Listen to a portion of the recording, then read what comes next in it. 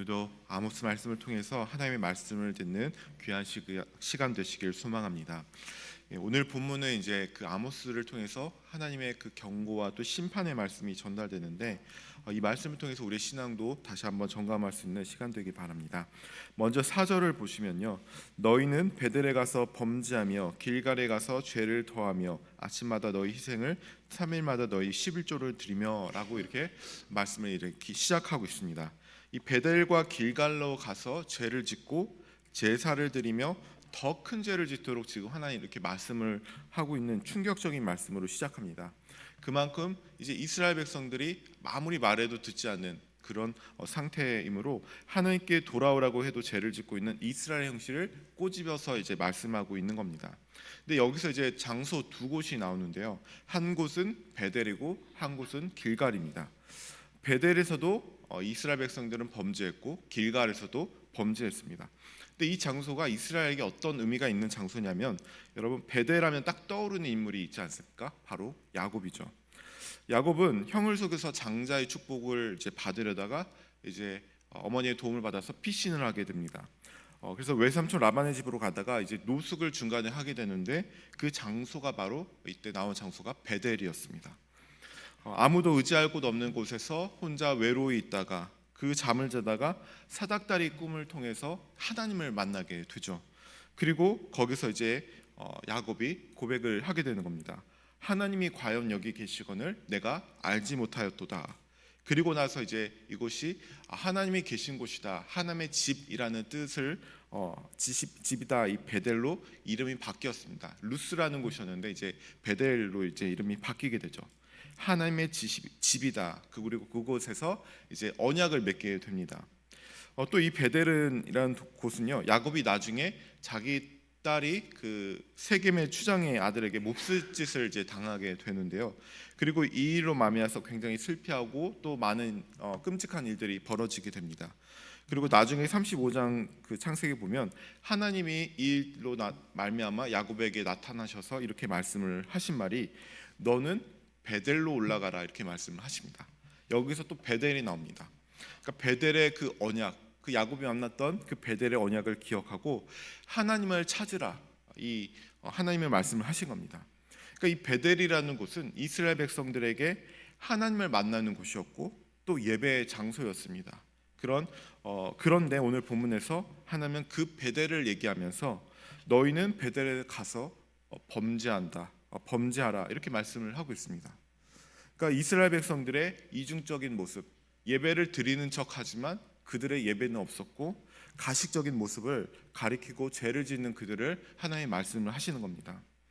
어떤 모습이냐면 4절 끝에 보니까 아침마다 너희 희생을 3일마다 너희 11조를 드리며 라고 기록되어 있습니다. 여러분 11조 드리는 게 잘못된 것은 아닙니다. 근데 이들이 어떻게 드리냐면 3일마다 11조를 드린다, 이렇게 말씀을 하고 있습니다. 그러니까 신명기나 레위기를 보면 이 11조를 드리는데 이렇게까지 이렇게 드리지 않습니다. 지나치게 종교적이고 형식적인 모습이 과잉되어서 과하게 이제 11조를 드리고 있었던 거죠.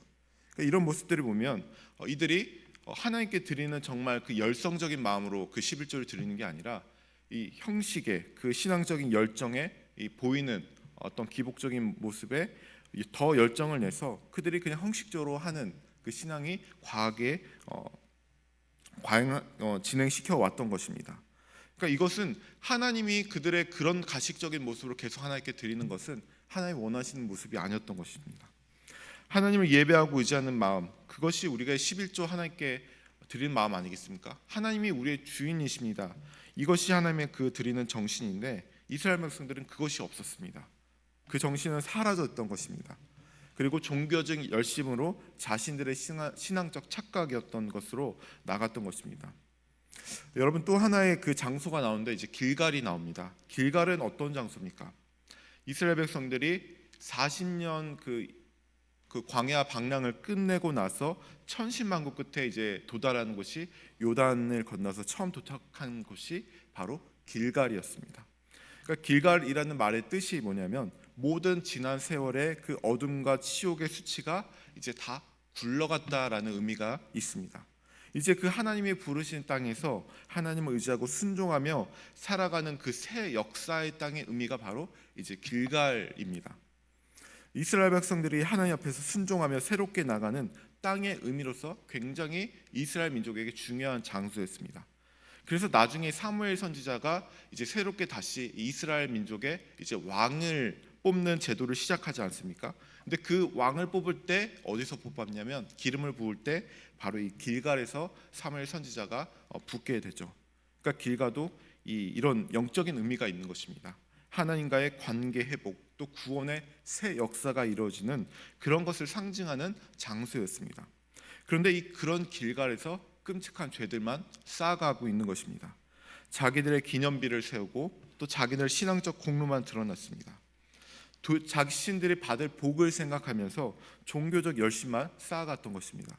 그러니까 그럴수록 그들의 죄는 쌓이게 되고 하나님과 멀어지게 되고 실수를 죄악을 더하게 되는 것입니다. 그래서 하나님은 이 아모스에서 하나님이 이스라엘에게 주신 이들을 이제 돌이키기 위해서 계속 재앙들을 보내게 되는데 이제 6절부터 쭉 그 재앙들이 나오게 됩니다. 근데 6절을 보니까요.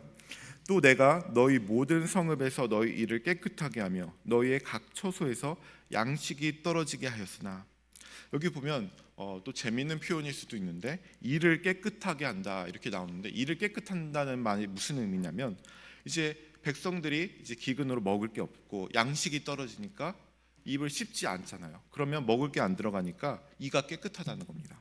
그러니까 이것을 뭐냐면 기근을 말하는 겁니다. 그러니까 하나님께서 이렇게 기근을 보내시는데 기근, 그다음 뒤로 가뭄, 또 곰팡이, 메뚜기, 전염병, 전쟁 이런 재앙들이 계속 나옵니다. 근데 우리가 오늘 주목해서 보고 싶은 말씀은요, 이 재앙이 나올 때마다 반복되는 말씀이 있습니다. 그 말씀이 뭐냐면 너희가 내게로, 내가 그렇게 하였으나 너희가 내게로 돌아오지 아니하였느니라. 이 말씀이 똑같이 6번 계속 반복되고 있습니다. 그러니까 재앙을 계속 하나님께서 그 목적을 두고 보내시는데 너희는 내게 그렇게 내가 했지만 너희는 내게 돌아오지 않았다, 이렇게 말씀을 보내주고 있습니다. 그러니까 이 경고를 통해서 우리가 보면은 이스라엘 백성들의 그런 재앙에서도 변하지 않는 완곡한 죄악들을 우리가 볼 수도 있는데요.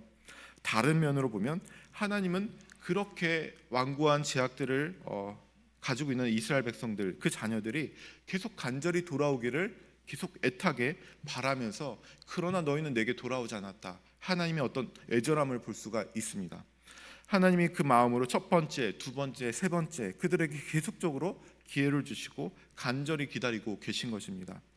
하나님이 그들을 치신 게 아니라 이스라엘 백성들의 완고한 죄악이 하나님의 뜻을 계속 외면하고 있었던 것입니다. 여러분, 우리 신앙에서도 하나님의 어떤 신호와 사인에도 우리가 불구하고 내 죄악과 고집스러움 때문에 하나님을 외면하고 있지 않은지 한번 우리가 점검을 해야 됩니다. 하나님의 경고는 단순히 처벌이나 아니면 처벌이 아니라 회복과 구원을 위한 부르심입니다. 우리가 그 어려움 속에서 하나님의 음성을 듣고 또 그분의 사랑과 인나를 깨닫는 기회가 되어야 한다는 것입니다.